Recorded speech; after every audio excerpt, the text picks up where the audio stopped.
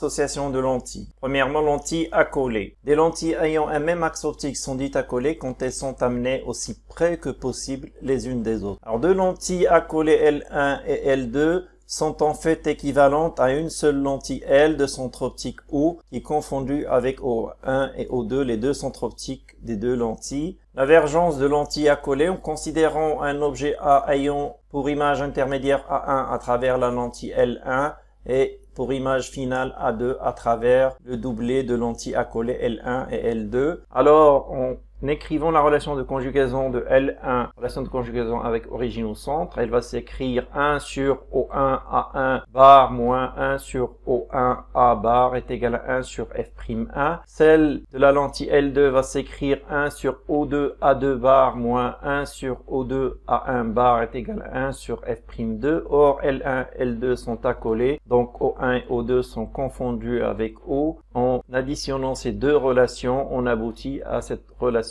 qui lie OA2 bar et OA bar. Or, L1 et L2 sont accolées, donc elles sont équivalentes à une seule lentille L de centre optique O. Si j'écris la relation de conjugaison pour la lentille L, elle va s'écrire 1 sur OA2 bar moins 1 sur OA bar est égal à 1 sur F'.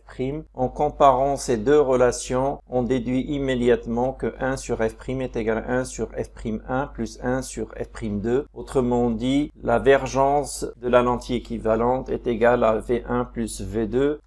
D'où la règle, la vergence V de la lentille équivalente à deux lentilles accolées L1, L2 de vergence V1 et V2 étant égale à leur somme. V est égal à V1 plus V2. On peut généraliser cela à n lentilles accolées. La vergence de la lentille équivalente à cette association serait égale à la somme des VI. Attention, ces relations ne sont valables que pour des lentilles accolées. Le grandissement de lentilles accolées en considérant toujours le même schéma. En écrivant le grandissement gamma 1 de la lentille L1, par définition gamma 1 étant égal à A1 B1 bar sur AB bar, il serait égal à O1 A1 bar sur O1 A bar. Le grandissement gamma 2 de la lentille L2 s'écrira gamma 2 est égal à O2 A2 bar sur O2 A1 bar.